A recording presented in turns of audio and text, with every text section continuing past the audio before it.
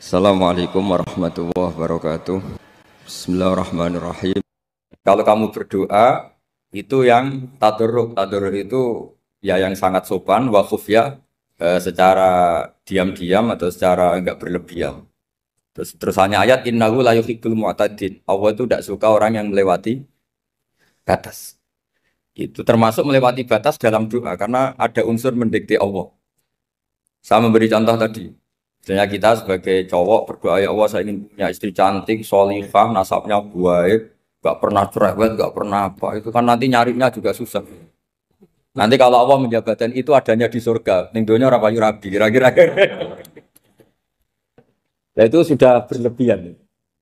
Terus kalau ada ulama mengatakan doa itu mukhul ibadah, itu maksudnya gini, doa itu bukti kita minta, minta itu bukti kita lemah. Nah merasa lemah itu sudah bagian dari ibadah. Makanya masyhur itu syairnya Abdul Al-Haddad itu. Fadu'ai wabdihali dalilun li fiftikori itu. Jadi saya berdoa itu hanya sebagai bukti saya butuh Allah. Saya sendiri tidak punya kepentingan mustajab apa enggak. Jadi wali-wali yang mengatakan doa itu mukhul ibadah sebetulnya itu malah wali-wali yang dari awal enggak kelintas disembadani apa enggak. Butuhnya dia itu menunjukkan bahwa saya ini lemah. Buktinya posisinya minta. Itu yang dimaksud mukhul ibadah. Tapi kalau kita berdoa terus posisi kita protes, katanya kamu baik ya Allah, engkau baik, ternyata enggak juga. Buktinya semua doa saya enggak kamu kabulkan. Wah, ini malah doa kriminal. Jadi yang dimaksud mukhul ibadah itu doa itu bukti minta. Minta itu bukti lemah. Makanya ada syairnya Abdul Al-Haddad maksud fadu'a ibabdihali dalilun li fif tikoh. Jadi saya minta engkau ya Allah itu bukti saya butuh. Jadi itu bukan dua hal yang harus dipertentangkan. Jadi kalau doa dikatakan apa? Ibadah karena di doa itu minta. Nah, minta itu bukti merasa kita lemah. Berarti kita sa'il Allah mas'ul. Kita minta Allah yang kita mintain. Kita menengadah Allah yang berposisi memberi. Itu saja sudah cukup sebagai ibadah. Meskipun doa kita tidak mustajab. Karena memang tadi seperti itu. Kalau di ilmu-ilmu tasawuf itu apa ya? Doa itu memang benar-benar sudah mukhul ibadah karena tadi perasaan merasa butuh sama Allah itu. Nah, merasa butuh itu, nah kalau kita berdoa merasa butuh sama yang kita minta, itu dalam ilmu tasawuf sudah kriminal, berarti kamu lebih butuh makhluknya. Misalnya begini ya, saya ingin punya rumah bagus, terus setelah punya rumah kredit saya utangnya banyak. Sebetulnya saya itu tidak pernah ingat Allah. Gara-gara utang banyak, kredit jatuh tempo, terus melibatkan Allah. Ya Allah, saya ini utang banyak, ini, terus tolong dibayar. Sebetulnya saya itu ingat utang, cuma Allah tak libatkan kan. Lah itu tidak akan jadi wali. Yang jenis ini tidak akan jadi wali. Saya ingin jadi dosen, melibatkan siapa ya nanya? Melibatkan Allah, terus malam-malam bangun melibatkan Allah. Itu artinya apa? Kamu itu lebih ingin yang kamu minta ketimbang ingin Allah. Kalau wali itu enggak gitu, kangen Allah. Terus tahu Allah itu zat pemberi, karena tahu Allah zat pemberi terus minta. Maka yang dikangen itu ya Allahnya dulu. Kalau kita kan enggak, punya kasus dulu, punya keinginan banyak dulu. Baru ingat siapa yang bisa ya? Oh Allah. So, Allah kita libatkan. Ya untungnya Allah baik, mau ramal utang, bukan mikir. Untungnya Allah tidak jawab itu. Jadi itu bedanya wali. Kalau wali itu kangen Allah dulu, baru minta. Kalau kita enggak, banyak masalah dulu, baru melibatkan Allah. Nah yang jenis ini tuh bahaya. Kalau enggak disembadani mesti ngomel ya. Gusti katanya kalau yang minta kamu kabulkan, ternyata ini enggak. Nanti kalau Allah jawab, kamu itu tidak kangen saya, kamu itu kangen uang, kangen perempuan cantik yang kamu inginkan. Terus kamu melibatkan saya. Urusannya apa saya dengan itu, Pak? Makanya tidak usah nuntut karena awalnya sudah salah. Ya saya kira itu ya. Jadi ada ayat apa? Ud'u rabbakum tadarru'aw wa khufyah. Terusannya apa? Innahu la yuhibbul mu'tadin. Itu di semua tafsir dikatakan Allah enggak suka orang yang berlebihan dalam doa. Berlebihan tadi, misalnya minta sesuatu yang terlalu besar, atau permintaan kemarin saja lanu addi syukroh, kita tidak bisa memenuhi mensyukuri, sudah minta lagi. Misalnya seorang jomblo, targetnya kan asal payu nikah. Tapi setelah nikah bayangkan istrinya solihah, tidak cerewet, itu kan berlebihan. Hilang status jomblo saja belum kamu syukuri kok sudah minta yang macam-macam. Jadi harusnya kan syukur dulu ya. Sekedar laku nikah ini kan ada syukur yang harus seperti jadi dosen juga gitu. Sekedar jadi dosen harus kita syukuri dulu karena menjadi kita tidak nganggur. Itu kan satu harkat sosial yang luar biasa. Jangan tahu-tahu sudah hari kedua cari intensif, cari ini itu, syukurnya aja belum sudah kemana-mana. Lah itu sudah mu'tadin, sudah melebihi apa? Batas. Ya saya kira. Jadi begini ya masalah pendidikan ya. Kalau saya jawab pakai ilmu hakikat saja karena ini keahlian saya. Sebetulnya begini ya, kalau misalnya itu ya subjektif juga, misalnya bilang rata-rata alumni pondok ini sukses, alumni kampus ini sukses, yang ini tidak sukses, itu satu pasti subjektif. Karena biasanya yang diterkenalkan ya yang sukses-sukses. Sama saya punya tetangga dari pondok yang Anda sebut itu kebetulan tidak sukses semua. Itu jantogo saya sampai ngeluh. Saya ini gimana kok? Ya, ya sudah seperti itu kan subjektif. Tapi menyangkut pendidikan itu begini ya, menyangkut hasil dari pendidikan itu. Andai kan kita bicara ilmu hakikat, misalnya kita mondok gitu, mondok kemudian jadi orang miskin, jadi orang yang menurut orang banyak tidak berguna di masyarakat. Ternyata kita ini orang yang kelihatan tidak punya karir, tapi kalau malam sujud sama Allah. Punya anak niat memperbanyak orang sujud, terus punya ibu yang sakit-sakitan kita rawat. Meskipun kita tidak jadi dosen, tidak jadi menteri. Tapi indah Allah itu luar biasa karena berstatus ngerawat ibu, ngerawat anak, ngerawat istri. Nah Islam itu datang dengan jargon-jargon seperti itu. Sehingga Nabi kalau muji itu ada Uwais Al-Qarni, ini orang yang luar biasa. Ternyata dia itu punya ibu lumpuh yang kalau kemana-mana harus digendong. Ketika tetangga-tetangganya berhasil sowan Rasulullah itu Uwais Al-Qarni tidak bisa karena setiap ibunya dipamitin mau sowan ke Rasulullah itu sama ibunya nggak boleh. Tapi apa yang terjadi? Justru dipuji-puji Nabi sebaik-baiknya kurun. Kurun itu waktu adalah kurun yang ada Uwais Al-Qarni. Saya punya teman ini kisah nyata. Saya berkali-kali ngisi ngaji di komunitas ulama. Ini mungkin tidak bagus untuk kampus, tapi harus saya utarakan supaya ya kita evaluasi. Saya bilang gini, saya ini jadi kiai itu sering iri sama orang goblok. Orang goblok itu barokah kata saya gitu. Itu kiai-kiai kaget semua karena saya bilang orang goblok itu barokah. Saya beri contoh gini, misalnya saya pinter, terus juara MTQ, juara hafal Quran atau juara baca Quran secara tartil. Ujung-ujungnya saya dapat apa? Hadiah umroh atau apalah, atau hadiah rumah atau apa.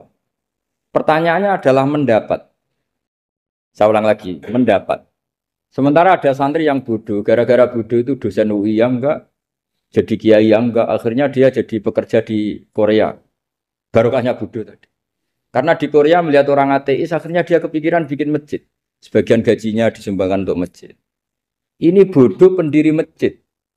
Tapi kita gara-gara dosen dakwah di masjid, ini pinter dapat uang dari masjid. Nah ini bukan nyindir, ini biasa saja, ini maksud saya. Maksud saya, kamu jangan ngabaikan hidup. Akhirnya apa yang terjadi? Saya ini punya teman ini betul. Saya ini kan kecelok dulu tuh Gus Salim. Nasib saya di mana-mana dihormati. Kadang saya merasa dosa. Kok dihormati? Saya punya teman, dulu gobloknya minta ampun sekolah, sekelas sama saya. Gobloknya, soalnya gobloknya harus disepakati. Sudah. Iya, goblok mujma'alah kira-kira. Singkat cerita dia itu hidup di pedalaman Kalimantan sekitar tahun 92. Dulu kan biasalah di dalam hutan itu pasti ada penebangan hutan macam. Dia ada bosnya, yang jelas dia ada bosnya. Saya yakin juga agak kriminal. Karena dia tidak yang illegal logging. Pokoknya ditakdir dia hidup di tengah hutan. Ikut orang. Setelah itu dulu nggak ada HP. Sering kirim surat ke saya, Gus, saya ini hidup di tengah hutan. Tapi saya ini muslim pernah mondok. Kalau nggak bikin sumpah itu nggak enak. Bikinlah dia Jumatan. Nah karena dia pernah ngaji fikih Syafi'i, kalau Jumatan nggak ada orang 40 itu harusnya zuhur tidak Jumatan. Tapi orang yang kerja di situ tidak mau. Wong dino Jumat kok zuhuran loh Pak. Kalau dino Jumat ya Jumatan ya. Tanya saya, Gus itu kalau ada kaulnya enggak supaya Jumatan ndak orang 40 sah. Singkat cerita dia lama-lama jadi pendiri masjid di situ. Dia punya sedikit gaji ya dipakai masjid, punya sedikit tanah diwakafkan untuk masjid. Artinya apa? Indawa ini banyak orang bodoh, ternyata di komunitasnya dia muassis, pendiri, pemberi. Sementara kita yang kecelok pinter, dapat umroh, dapat bonus, Kira-kira nanti kita ketemu Allah. Kamu pernah nyumbang Islam apa? Yang bodoh jawab, oh nanti Gusti bikin masjid di pedalaman. Kita yang pinter. Kayaknya kalau memberi enggak lah Gusti. Reputasinya mendapat. Ketika Nabi memenangkan perang Badar, itu ada Asra Badrin, tawanan-tawanan perang Badar. Nabi suka musyawarah, suka rembukan. Ya Abu Bakrin, menurut kamu tawanan ini diapakan? Kata Abu Bakar, hum asyiratuka. Mereka itu keluarga engkau, orang-orang Quraisy. Ya dibebaskan saja. Pakai tebusan. Nanti uang itu kita kelola supaya jadi penguat Islam. Dan orang-orang ini merasa utang jasa karena harusnya dibunuh tapi kita bebaskan. Terus tanya, bagaimana kamu ya Umar menurut kamu? Kata Umar, ini kan orang-orang yang dulu ingin bunuh kamu. Yang ingin menghabisi jenengan, ingin dan sudah ngusir jenengan. Ya setelah ketangkap ya dibunuh kok repot. Apa kata Rasulullah? Rasulullah spontan ngendikan, innama salaka ya Abu Bakrin kama sali Ibrahim. Kamu ibarat kayak Nabi Ibrahim. Izqala faman tabi'ani fa innahu minni wa man asani fa innakal ghafurur rahim. Jadi Nabi Ibrahim itu unik. Melihat umat itu sesyafakoh itu. Syafakoh itu banget sayangnya. Nabi Ibrahim cara berpikir, faman tabi'ani fa innahu minni. Orang yang ikut saya ya Allah pasti golongan saya. Tentu layak masuk surga. Wa man asani, orang yang mendurhakai saya, fa innakal ghafurur rahim. Engkau Maha Pengampun. Bukan yang mendurhakai langsung masuk neraka, enggak. Engkau Maha Pengampun. Wa masalu kaya Umar kama salin Nuh. Isqala rabbil la tadzar ala ardi minal kafirin dajjara. Umar, kamu mirip Nabi Nuh. Inginnya semua orang kafir dihabisin. Ya masyhur kan Nabi Nuh itu enggak ingin ada orang kafir sampai ada banjir tufan. Nah kalau sampean tanya bedanya apa dengan garis keras sekarang? Bedanya ya beda sekali. Kalau Nabi Nuh benci sama orang kafir itu diserahkan yang punya. Sehingga yang punya yaitu Allah yang menghukum dengan banjir bandang. Tapi kalau kita kan kadang kita bertindak sendiri. Jadi potensi disalahkan. Yang jelas dalam hadis-hadis sahih, Nabi Nuh itu tidak bisa mensyafaati karena itu. Ketika diminta ini hadis sahih bukan ada di Bukhari, ada di Muslim. Karena biasanya kalau di kota itu ditanya ini sahih enggak? Untungnya yang tanya kadang enggak paham, ini alhamdulillahnya jadi wah repot. Nabi Nuh itu diantara sebabnya nggak bisa mensyafaati adalah pernah corong Jawa masukno kaume. Kalau dalam bahasa Arab itu da'a li Zaidin berarti mendoakan positif. Kalau da'a la Zaidin mendoakan negatif. Kalau orang Jawa itu ada doa, ada pasot. Nabi Nuh adalah orang yang pernah masukkan kaumnya. Nah, saya cerita sedikit tentang Nabi Nuh dan Nabi Ibrahim. Nabi Ibrahim dianggap tadi cerminannya Abu Bakar dianggap niru Ibrahim, cerminannya Umar dianggap niru Nabi siapa? Nabi Nuh. Lalu kalau sampean tanya, bedanya gimana? Begini logikanya. Kita mengkaji secara akademik begini. Ada ulama besar namanya Abdul Hasan Asyadzili, itu masyhur di Indonesia menjadi Thariqah Asyadziliyah. Terus ada seorang muridnya minta gini, ya Abdul Hasan Asyadzili, tolong saya dikasih ijazah supaya saya tidak pernah maksiat di bumi ini. Karena saya takut sama Allah. Kalau saya maksiat itu merasa tidak nyaman dengan Allah. Abdul Hasan Asyadzili ini malah marah besar. Atuhibbu alla tadhharu maghfiratu. Kalau kamu tidak pernah maksiat, berarti kamu suka maghfirahnya Allah Ta'ala itu tidak kelihatan. Karena tidak ada yang maksiat. Tapi bukan dukung kamu yang tidak ada. Ini cerita ilmiah. Tapi kalau Sayyid Abdul Al-Haddad itu kebalikannya. Ada orang fasik gitu hidup berkeliaran, mengganggu masyarakat, ganggu ketertiban agama. Ada kiai atau siapa gitu mendoakan supaya tobat atau dikasih panjang umur supaya nanti bisa tobat. Itu beliau Sayyid Abdul Al-Haddad marah besar. Man da'a li fasikin bil baqa faqad ahabba ayyusawahu fi ardi. Orang yang mendoakan orang fasik hidup berarti dia suka Allah dimaksiati di buminya. Jadi akhirnya jadi kutub besar, yang satu Sadziliyah, yang satu Haddadi. Kenapa ya? Karena tadi yang satu cerminan Nabi Isa, yang satu cerminan Nabi Yahya. Sebagaimana sabda Rasulullah tadi, ulama ummati ka anbiya'i bani Israil. Juga masyhur dalam aplikasi pengajaran juga gitu. Masyhur sekali dalam kitab-kitab diceritakan. Kalau Sayyid Abdul Al-Haddad, kalau ada orang sowan itu, Kamu ngaji sama siapa? Sama si A. Gitu. Pernah nangis gak pas ngajar? Gak pernah. Udah gak terus, gak usah diterusin ngaji orang seperti itu. Hatinya atas ya. Wong orang iso nangis ya. Tapi kalau Abu Hasan Asadili kebalikan. Kamu ngaji sama siapa? Sama si A. Pernah tertawa enggak kalau ngaji? Enggak pernah. Udah enggak usah ngaji sama orang itu. Orang enggak bisa syukur. jadi jadi itu manhaj besar. Nah akhirnya orang-orang kayak kita ini enggak jelas semua. Nangis ya bisa, syukur guyu ya bisa. Cuma celakanya kalau kita nangis karena tidak punya uang, kalau guyu karena punya uang, itu masalahnya. Tapi kalau wali-wali dulu enggak. Kalau senyum ya karena saking yakin rahmatnya Allah itu wasiat rahmatu.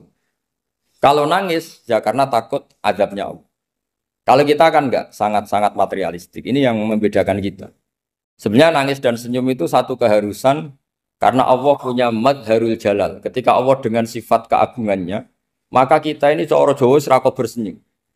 Tapi Allah itu kadang sebagai madharul jamal. Adanya satu keasikan. Sehingga yang merengut itu yang salah. Makanya dalam ilmu tasawuf, kutub wali itu hanya dua. Allah dengan madharul jalal, dengan Allah yang madharul jamal.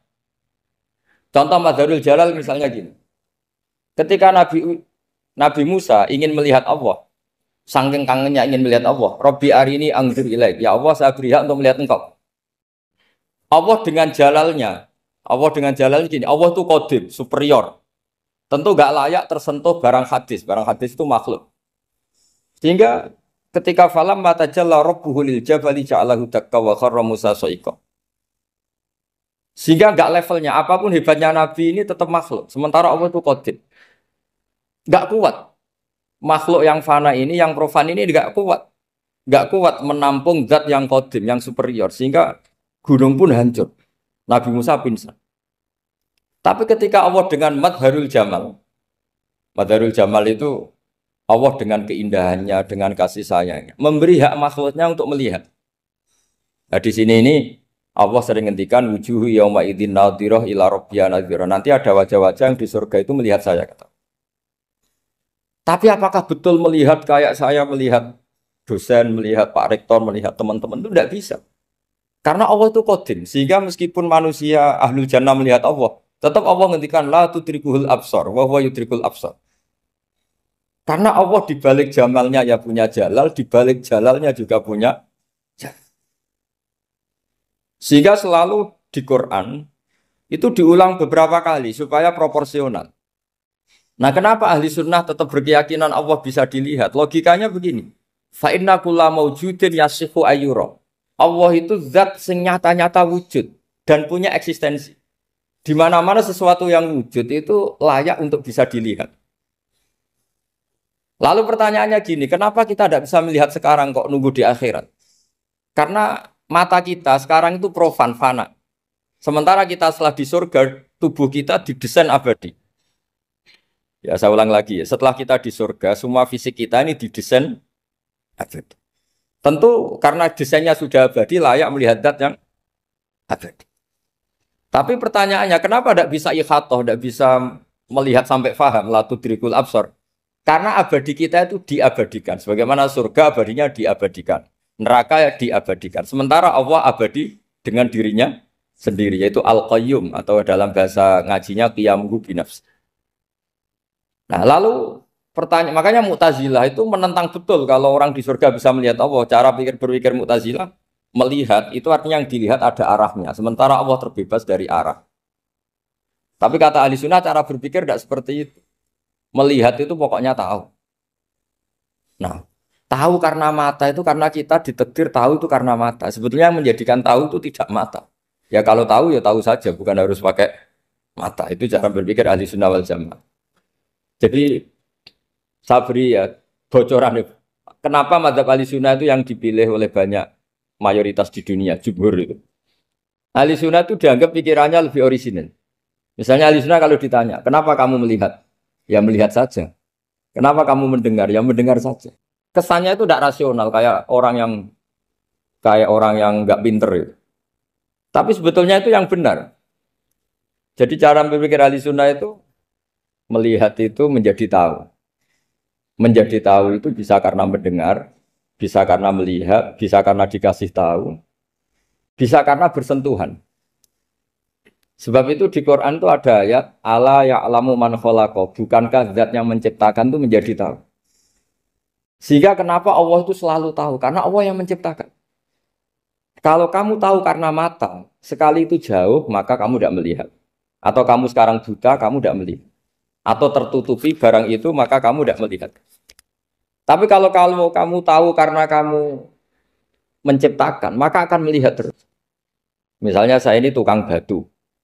Saya ingat betul ketika saya bangun Monas, itu pulpen saya tak tanam di dalam Monas. Saya ingat betul kalau pulpen saya warnanya putih, tak tanam di Monas 2 meter dari pondasi. Setelah saya pulang ke Jogja ditanya, di dalam Monas ada apa? Ada pulpen. Posisinya 2 meter dari pondasi. Kenapa saya tahu? Karena saya yang menciptakan. Nah, karena menciptakan ini sehingga tahu saya akan terus-menerus. Tapi kalau tahu karena mata sekali barang itu tertutupi, nggak tahu. Misalnya saya tahu jenengan karena dekat sekali jenengan kemana-mana saya sudah tidak tahu. Tapi kalau saya menaruh sesuatu di tubuh Anda, sehingga kamu kemana-mana tetap tahu bahwa barang itu ada di tubuh. Nanti kalau ada yang protes, tapi bisa saja Gus barang itu dicuri orang kemudian Anda tidak tahu. Yang menjadi tidak tahu karena saya sudah tidak menciptakan suasana itu. Selagi saya yang menciptakan, maka akan tahu. Nah, tapi karena Allah ini menciptakan semua yang ada di bumi, maka Allah tahu terus. Jika Allah tahu cara bikin kuman, terus tahu bahwa manusia itu punya kuman, kumannya punya organ, organnya juga punya kuman. Mesti gak kebayang. Kamu bayangkan kayak, makanya Allah itu kalau cerita sederhana, innallaha la yastahi ayyadriba mathalam ma ba'udatan fama fawqaha. Allah itu tidak malu bikin perumpamaan nyamuk, karena nyamuk itu lebih dahsyat timbang gajah. Para pematung itu disuruh bikin gajah masih mampu. Bikinkan patung gajah, mungkin masih sanggup. Tapi kalau tak suruh bikin patung nyamuk, nggak usah bikin hidup, patungnya saja sekecil itu. Padahal nyamuk kecil itu punya organ tubuh. Lalu bikinnya organ tubuh nyamuk itu kayak apa? Organnya punya kuman, kumannya punya organ, organnya juga punya kuman. Sehingga orang-orang alim itu baca nyamuk itu lebih jadi ayat Allah ketimbang melihat dinosaurus. Tapi sekarang orang itu nggak tertarik ceritanya. Jadi beda perasaannya orang alim sama orang awam. Kalau orang awam tuh melihat mukjizat kan yang dasar-dasar kayak dinosaurus, gajah, wow. Gitu. Kalau orang alim nggak, malah melihat nyamuk. Kealiman seperti itu terjaga di umatnya Muhammad, di umatnya Rasulullah Muhammad SAW. Karena ketika umat ini nggak ditumbuhi para nabi, itu Allah menjamin Muhammad, ulama umatmu nanti punya kemampuan seperti nabi. Tentu tidak dalam keutamaan ya, keutamaan tentu nggak sekelas sama Nabi. Kenapa itu terjadi? Karena tadi para Nabi ini mewakili sekian. Kalau kita sangat mencintai Indonesia, maka kita akan tegas siapapun yang ingin menghancurkan Indonesia. Itu kira-kira cerminan Nabi Nuh. Kalau kita sangat mencintai Allah, maka kita akan benci sebenci-bencinya sama orang yang mendurhakai Allah. Tapi masalahnya, Allah yang kita cintai itu memaklumatkan diri kalau bersifat ghafur, pengampun. Jika kalau kita terlalu kasar, ini kan yang kita cintai bersifat ghafur kok kita kasar. Di sini Nabi Ibrahim. Beliau sangat mantau sekali sama yang durhaka sama Allah. Tapi mau mantau gimana? Zat yang mengajarkan itu bersifat ghafur. Maka kita mau tidak mau. Makanya ada riwayat mengatakan takhallaku bi akhlaqillah, kamu bertata krama kayak akhlaknya Allah. Akhirnya ya sudah, kita mau apa coba? Kira-kira kalau kamu mencintai seseorang, itu potensinya akan dua, protektif. Ada telepon, itu dari siapa? Cewek atau cowok? Protektif. Itu bukti cinta apa bukti suudon? Kan tidak tahu. Tapi misalnya kamu cinta perempuan terus, WA-an sama lelaki gak apa-apa, jalan sama lelaki gak apa-apa, sama masa lalunya pacarnya juga gak apa-apa. Itu cinta apa pembiaran? Kan sama-sama gak jelas. Nah kira-kira mencintai Allah itu kira-kira analoginya seperti itu. Kalau yang satu protektif, Allah harus zat satu-satunya yang disembah. Gak boleh didurhakai, gak boleh dikhianati. Sehingga ini sangat keras sekali. Nah, ini Nabi Nuh. Di sini ada Nabi Ibrahim. Karena orang yang zat yang kita cintai bersifat ghafur. Jika kalau kita terlalu tegas beda dengan sifatnya Allah yang bersifat ghafur. Nah umatnya Nabi seperti itu mulai dulu. Ada yang moderat, ada yang keras, ada yang setengah keras, setengah moderat. Ada yang ngambil sikap, oh urip mangan turu, ngenteni mati. Itu lebih baik itu timbang punya istihad tapi gak jelas, mendingan Itu ada riwayatnya, suatu saat ibadah akhir umatku terbaik adalah tidur. Maksudnya tidur itu gak ngambil sikap, masyhur itu. Saya beri riwayat yang ada di Bukhari Muslim. Satakunu fitanun. Al-qa'id fiha khairun nal-qa'im wal-qa'im fiha khairun nal-masi wal-masi fiha khairun nas-sa'i. Nanti di akhir zaman itu banyak fitnah. Kata Rasulullah, yang duduk lebih baik ketimbang yang berdiri. Yang berdiri lebih baik ketimbang yang jalan. Yang jalan biasa lebih baik ketimbang yang jalan bergegas. Man tasyarrafa laha tastasrifu. Fitnah itu adalah siapa yang terlibat maka akan semakin parah. Sehingga semenjak itu ulama berpikir nanti di akhir zaman kalau ada fitnah, itu sebaiknya orang ngambil sikap sepasif-pasifnya, secuek-cueknya. Jadi semua syurahul hadis sepakat, makna hadis ini apa? Orang disuruh sikap secuek-cuek. Misalnya pilihan presiden, contoh kecil pilihan presiden. Mungkin para intelektual nggak merasa, tapi kalau ulama itu cara berpikir beda. Pilihan presiden, kamu fanatik milih A, yang satu fanatik milih B. Ya presiden atau bupati atau gubernur. Terus yang satu bilang gini, wah kalau nggak di presideni A, nggak di bupati A, nggak di gubernur A, negara ini rusak. Mungkin betul dari segi apa jejak rekamnya A ini bagus. Tapi pertanyaannya secara tauhid, bagaimana Anda menggantungkan kesejahteraan sama makhluk? Kamu nggak pernah terusik begitu kan para intelektual? Itu kan melukai. Bagaimana mungkin Anda menggantungkan kesejahteraan dengan seorang makhluk? Wah kalau di presiden A pasti Indonesia makmur, kalau bupati A pasti Sleman makmur, pasti Bantul makmur. Nah, bagaimana mungkin makhluk yang sedang soleh kamu pastikan selalu soleh? Wong dia makhluk bisa berubah. Sementara yang B misalnya fasik, wah kalau dipimpin B pasti rusak negara. Bagaimana kamu pastikan B yang fasik selalu fasik? Dia saja dia husnul Fatimah. Yang fasik pas mimpin jadi soleh, yang soleh pas mimpin jadi fasik. Akhirnya ulama karena tahu sifat manusia itu berubah dan kendali di tangan Allah. Sikapnya nggak jelas. Saya ini termasuk orang yang terkenal nggak jelas. Karena kalau ditanya, Gus sampean milih presiden mana, bakti mana? Sanut pangeran sing dadi aku loyal. Wah, anut pangeran yo kacau. Wah, luwih kacau menan anut pangeran kan. Ini kan sudah tidak sambung karena pikirannya ulama. Memang nggak beda, cara berpikir ulama itu beda. Bahkan bapak saya itu kalau didik saya itu begini. Kalau meseli saya atau ngirim saya dulu itu kan pakai mes. Ini uang kamu 500.000 untuk kamu. Mesti ditambahi 100.000 ini untuk buat jajan sama teman-teman. Mesti ada uang pokok, ada uang sodako.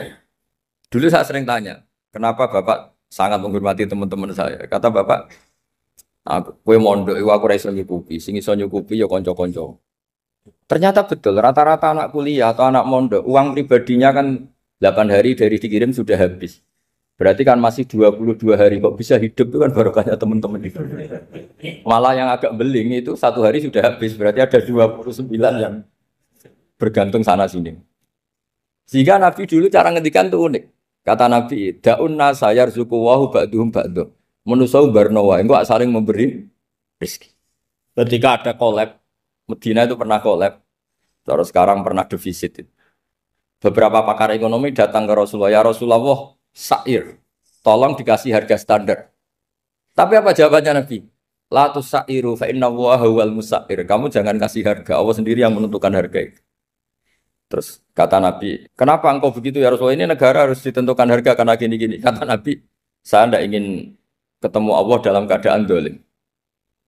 Tapi ini tentu di teori ilmu modern ini masalah.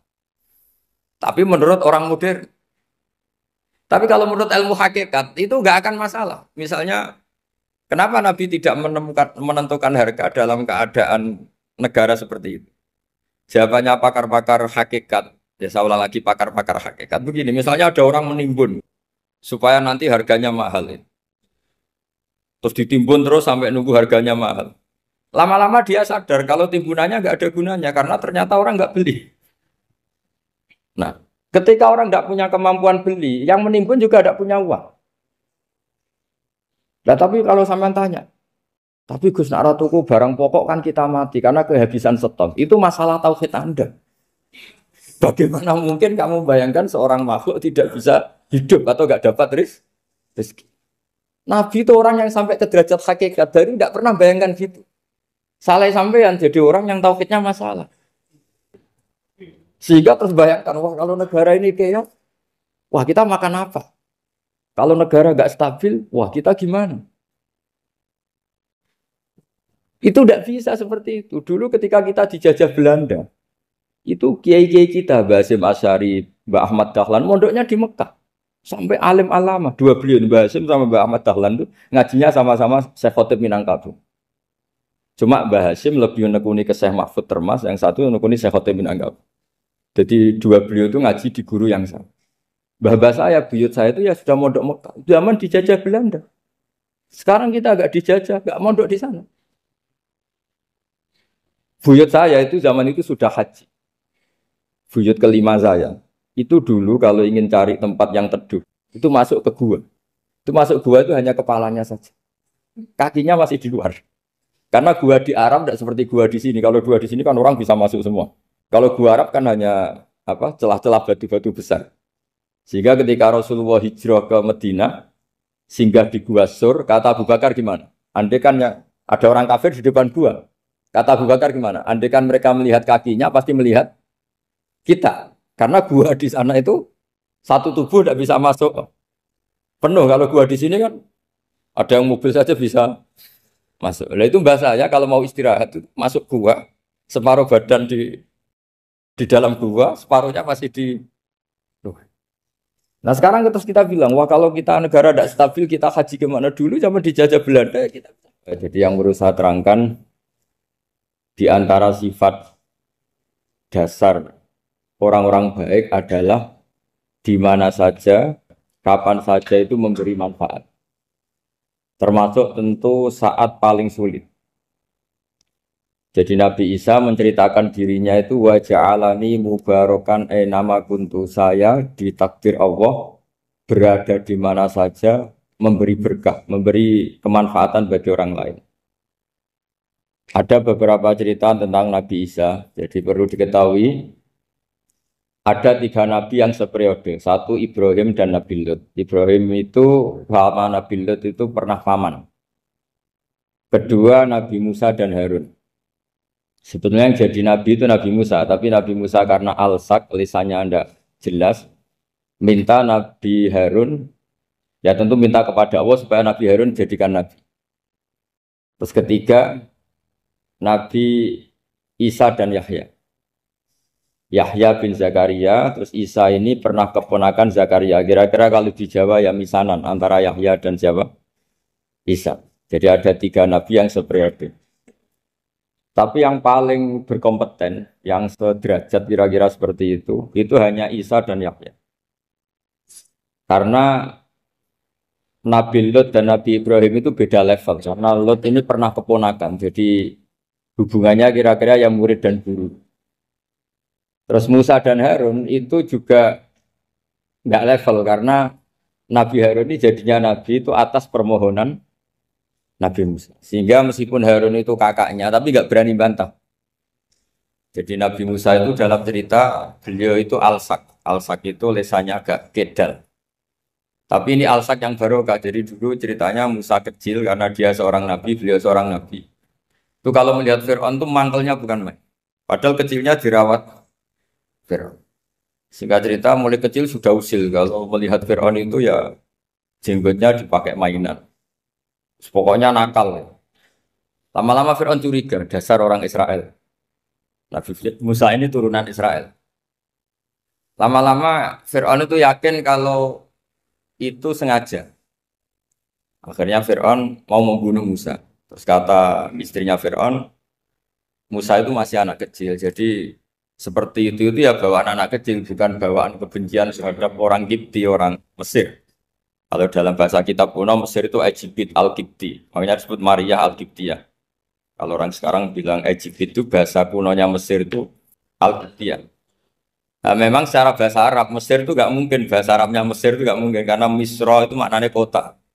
Jadi kalau kamu bilang kamu kemana ke Misro, ke kota, lah ya kota mana? Ya kota Mesir itu bisa debat kusir. Jadi ya kayak kita lah, kita sekolah di mana? Di madrasah. Madrasah terjemahnya apa? Sekolah. Nah, kemudian oleh istrinya Fir'aun ya gini saja, buktikan kalau Musa itu masih anak kecil. Masyhur itu dalam cerita dikasih bara api sama apel. Sebenarnya Musa kecil ini sudah pinter mau milih apel. Sama malaikat Jibril diarahkan tangannya itu ngambil apa? Bara api terus dikunyah. Itu yang menyebabkan lisannya Musa itu alsak, agak pelat. Nah, ketika jadi rasul itu akan repot karena nanti harus pakai penerjemah. Jadi seorang rasul tapi lisannya tidak apa? Cakap.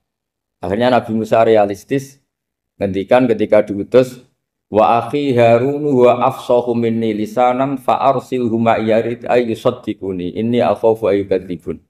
Ya Allah, saudara saya Harun itu lisannya lebih fasih. Tolong jadikan dia rasul sebagai penguat saya. Akhirnya Allah mengabulkan doanya Nabi Musa, kemudian Harun dijadikan sebagai apa? Rasul. Sehingga meskipun satu angkatan, Harun dan Musa ini enggak level. Artinya enggak level itu ya Harun yang takut Musa. Terus ketiga ini Nabi Yahya dan Nabi Isa. Ini umurnya ya seangkatan, kecerdasannya, jadi nabinya sama-sama mulai kecil. Kita tahu Nabi Yahya termasuk yang diberi khitab Allah, ya Yahya khudil kitab bi quwwah wa atainahu hukma sobiyya. Yahya berpeganglah kitab secara kuat dan dia saya kasih kenabian ketika kecil. Sama dengan Nabi Isa yang disebut wa yukallimun nasa fil mahdi wa kahla. Sehingga karena selevel dua nabi ini menjadi figur besar dalam manhaj, dalam metode dakwah. Dua karena masih misanan tadi, kalau Jawa kira-kira mirip misanan. Dua nabi ini kalau memilih satu kampung, itu kalau Nabi Yahya itu milih kalau singgah di satu kampung, Nabi Yahya mesti tanya, orang sini yang paling soleh siapa, yang paling baik siapa. Ya terus singgah atau nginap di rumahnya orang baik tadi. Tapi kalau Nabi Isa enggak, orang sini yang nakal siapa, yang paling beling siapa. Terus Nabi Isa singgah di situ. Akhirnya ada pertanyaan dari Nabi Yahya, lima tanzilu ala syirarin nas. Kenapa kamu selalu singgah di orang-orang nakal? Syiror itu orang-orang nakal. Masyhur itu Nabi Isa menjawab, ana tabibun udawil mardo. Di mana-mana Nabi itu ibarat seorang dokter, kerjaannya tentu menyembuhkan orang-orang yang apa? Sakit. Jadi dua nabi ini sering berdebat, tentu debat yang baik, dan itu menjadi cara Jawa itu punjeri ilmu. Jadi manhaj ilmu besar antara Yahya dan Isa. Begitu juga Nabi Yahya itu kelihatan agak rileks, panik, saking takutnya sama Allah. Kalau Nabi Isa itu rileks, pokoknya kumpul orang-orang nakal itu ya rileks. Akhirnya ada dua pertanyaan sekaligus nanti jadi dua manhaj. Kenapa kamu sering sering kalau bahasa Arab itu abasa ya. Terus yang Nabi Yahya balik bertanya, kenapa kamu sering senyum, sering tertawa? Kenapa memangnya terus? Ka'annaka ta'manu min makrillah. Kamu sering senyum kayak kami sudah terbebas dari azab Allah, dari ditegur Allah, seakan-akan kamu orang paling benar yang enggak akan salah. Nabi Isa balik tanya, sama kamu sering masam, sering meru, ka'annaka taqnatu min rahmatillah, seakan-akan kamu putus asa dari rahmatnya Allah. Sehingga kemudian itu jadi manhaj besar. Kalau terlalu senyum, ya dianggap orang yang kayak nggak punya perasaan dosa. Tapi kalau terlalu masam, terlalu merenggut, seakan-akan rahmat Allah itu terbatas. Sehingga seakan-akan Allah itu rahmatnya nggak cukup lah untuk mengelola manusia ini.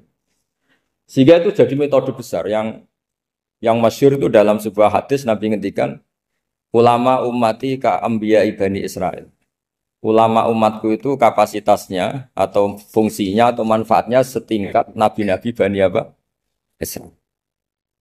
Karena ketika umat ini enggak ditunggui para nabi setelah Rasulullah SAW, itu yang nunggui hanya ulama.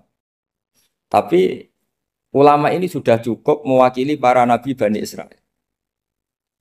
Dan banyak syurrahul hadis, para menyarah hadis mensarahkan, Nabi tidak ngendikan ulama ummati kamisli seperti saya, tapi ka'ambiyai Bani Israel, bagaimana nabi-nabi Bani Israel.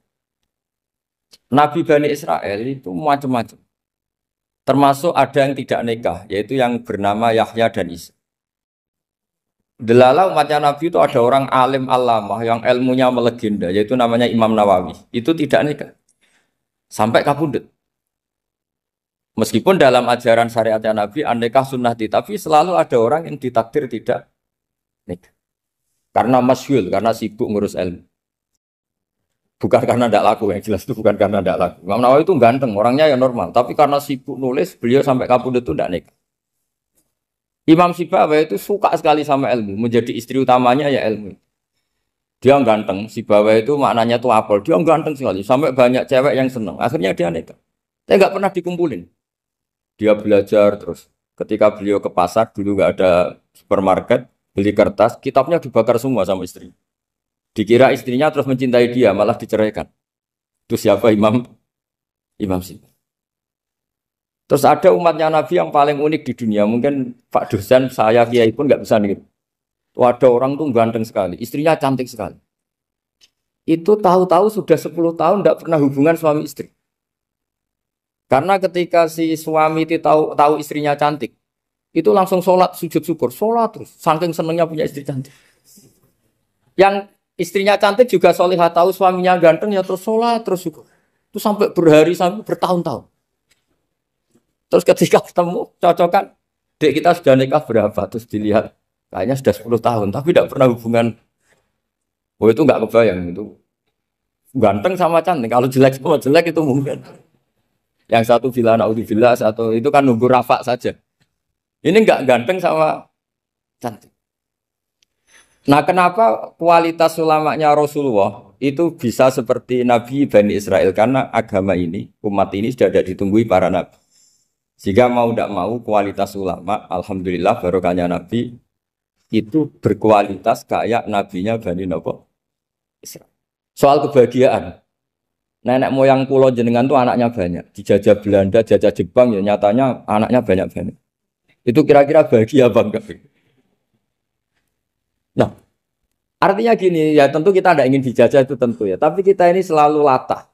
Wah kalau ekonomi jatuh kita makan apa? Kalau kita dijajah kita tidak perlu seperti itu. Rahmatnya Allah Ta'ala itu akan adrokatna. Rahmatnya Allah Ta'ala akan menemukan kita. Apapun kondisi kita, apapun keadaan kita. Ini cara berpikir tauhid.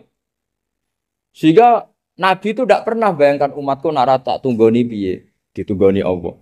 Sehingga masyhur dalam hadis-hadis sahih. La tazalu ta'ifatun min ummati dzahirina 'alal haq la yadurruhum man khadalahum wala man khalafahum wala man nawa'ahum. Selalu di umatku ada kelompok-kelompok yang selalu membela kebenaran dan tidak akan terkalahkan oleh kesesatan di akhir zaman. Kenapa? Cara berpikir orang tauhid itu sederhana begini. Allah menamakan dirinya Al-Hadi, penunjuk jalan. Dan sifat Allah pasti nafidah karena Allah tidak terkalahkan. Sama seperti Allah menyifati dirinya Ar-Razzaq, Ar-Razik yang memberi rizki. Maka orang segoblok apapun, selumpuh apapun, selemah apapun tetap dapat rizki. Sama, Allah mensifati dirinya Al-Hadi, memberi petunjuk. Maka zaman serusak apapun orang tetap dapat petunjuk. Sehingga kita tidak perlu khawatir, wah nanti zaman kalau sudah rusak nasib Islam gimana? Ya coba sekarang, nasib Islam gimana? Ya baik-baik saja. Dulu ditunggoni wali songo ya banyak orang Islam, sekarang nggak usah wali songo. Ditunggu dosen-dosen yang ngajar aja nunggu digaji. Kiai pidato ya ada yang beri salam template. Itu kalau nuruti definisi ikhlas itu tidak ada yang masuk. Tapi meskipun demikian agama juga jalan. Kenapa agama ini jalan? Karena Allah Al-Hadi, penunjuk jalan. Ketika Allah mensifati dirinya penunjuk jalan dan sifatnya Allah pasti nafidah, pasti terjadi. Karena Allah tidak pernah gagal. Sehingga agama ini akan ada terus sampai akhir zaman. Coba Amerika kayak apa? Islamofobia. Di Amerika tambah lama tambah banyak Islam. Eropa juga gitu. Australia juga gitu. Anda kan nuruti teori sosial. Sudah dunia sudah materialistik kayak gini. Orang dohirnya itu akan meninggalkan agama. Nyatanya tidak juga. Saya pernah di Korea seminggu. Itu di negara ateis. Itu TKI ke sana tuh nyari uang. Ternyata ya kepikiran bikin masjid, bikin komunitas Islam. Coba siapa yang menggerakkan hati itu? Hanya Allah Subhanahu wa Ta'ala. Ya, jadi cara berpikir tauhid saya ulang lagi, saya mohon sekali di pengajian ini saya cerita wajah alani mubarakan aina ma kuntu. Jadi cara berpikir sekian nabi, terus kita punya karakter tertentu, kita milih nabi ini itu sah. Karena ulama ummati ka'ambiyai Bani Israel. Ulama umatku itu ibarat kayak nabi Bani Israel. Jadi ada yang milih tadi. Seperti Nabi Isa fokusnya ngurusi orang-orang nakal. Itu juga bagus karena di mana-mana nabi itu seperti dokter. Tapi Nabi Yahya hanya berkawan sama orang-orang soleh. Kita tahu berkawan orang fasik itu resiko ketularan. Iman pas-pasan wae kancane nang fasik kan taqabbalallahu minna minkum gitu. Wong kamu sendiri tidak sehat-sehat amat berteman orang penyakitan kan bahaya. Tapi kalau kamu sebagai dokter kok hanya berteman orang sehat, lalu kamu apa? Penelitiannya gimana? Masa saya dokter spesialis, pernah penelitian, semua orang sehat saya pernah saya teliti. Itu dokter aneh apa enggak? Saya dokter spesialis TBC, spesialis paru-paru. Yang kamu teliti siapa? Semua orang sehat. Pernah meneliti yang sakit? Tidak pernah. Kan ya jadi dokter aneh. Tapi misalnya terus kamu sendiri terus berteman orang penyakitan terus kan ya rawan tertular. Nah, ini ada dua figur yaitu Nabi Yahya dan Nabi siapa? Ya saya kira demikian. Demikianlah sahabat kajian Kusba yang dapat kami sampaikan. Semoga dapat bermanfaat untuk kita semua. Wallahu a'lam bishawab. Wassalamualaikum warahmatullahi wabarakatuh.